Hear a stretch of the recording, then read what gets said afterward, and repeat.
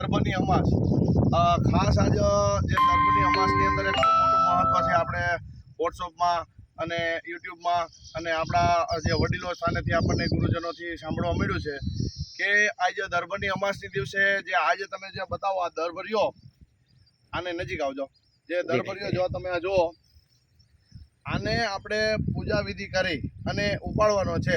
કોઈ હથિયાર વગર ઉપાડવાનો છે, ખોદવાનો નથી, હાથેથી ખેંચીને ઉપાડો છે. એટલે સાવધાનીપૂર્વક આના તીક્ષ્ણ પાંદ હોય છે. હવે દર્ભની અમાસ એટલે અમાવસ્ય કહેવાય છે. અમાવસ્ય એટલે આનું બહુ મોટું મહત્વ છે કે ઈશ્વર પ્રકૃતિના સર્વ જે ઉર્જા છે એ આજે આમાં વસે છે, એટલે આપણે અમાવસ્ય કહી છે.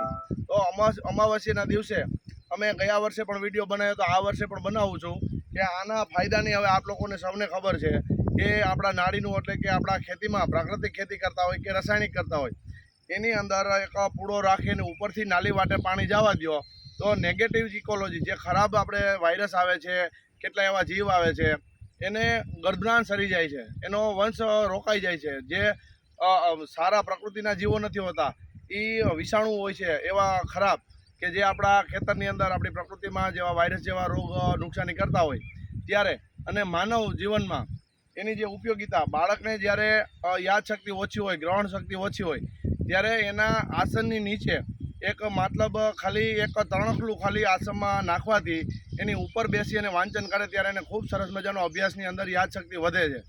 ત્યાર પછી જે આપણે પ્રકૃતિની વાત થઈ, માનવ જીવનની વાત થઈ, ત્યારે આપણા પશુ જે આપણી ગૌશાળા હોય ત્યાં પણ તમે એમાં બાંધી શકો છો કે જે ખરાબ વાયરસ અને ખરાબ રોગ આવતા હોય, જે આપણા દુધાળા ઢોરને મુશ્કેલી થતી હોય અને આપણે હેરાન થતા હોય.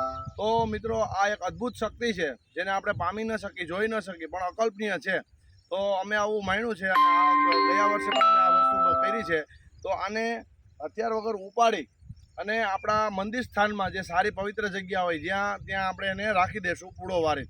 તો આ જુઓ તમે, અમારા રાવકી ગામે અમારે એક નદી કિનારો એટલે ગંગા માતા અત્યારે વહે છે, એના કિનારે આવા સરસ મજાના દર્ભ છે, જુઓ. અને અમારી સાથે જે ગોરધનભાઈ આવ્યા છે એની પણ વાડી છે નજીક. એ લોકો ક્યારે પણ એવી દવા નથી છાંટતા કે જે આપણું દર્ભને નુકસાન થાય. અને અત્યારે તમે જુઓ, ઘણા ગામમાં દર્ભ નથી, અને દર્ભ આપણી જે આવતી પેઢી વિસરી જશે. એટલે અદ્ભુત શક્તિ છે આમાં. જે એનો મંત્ર આપણે બોલી છીએ, તો ચાલો હું એક મંત્ર બોલું છું. હું કોઈ વિદ્વાન કે કોઈ વૈદિક કે કાંઈ જાજુ જાણતો નથી, વેદનું વાંચન નથી મારું, પણ છતાં તૂટક ફૂટક શબ્દોથી આજે જે હું જાણું છું એટલું તમને જણાવું છું કે જે એની વિધિ નજીક રાખજો.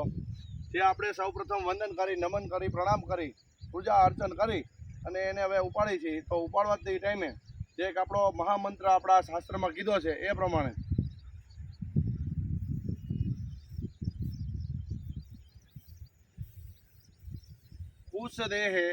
કુશ દેહે તું રુદ્રા, કુશ મૂલે તું બ્રહ્મા, કુશ મધ્યે તું કેશવા, પુત્રો પુત્રાદિ કલ્યાણથે, દેવ પિતૃ મોક્ષાર્થે, હે દર્ભ, હે ભગવાન, હે બ્રહ્મા વિષ્ણુ મહેશ, હું જે આ પૂજા વિધિ કરું છું એવા આ કાર્યમાં મને ઈશ્વરની શક્તિ મળે અને મને ઈશ્વરની મદદ મળે.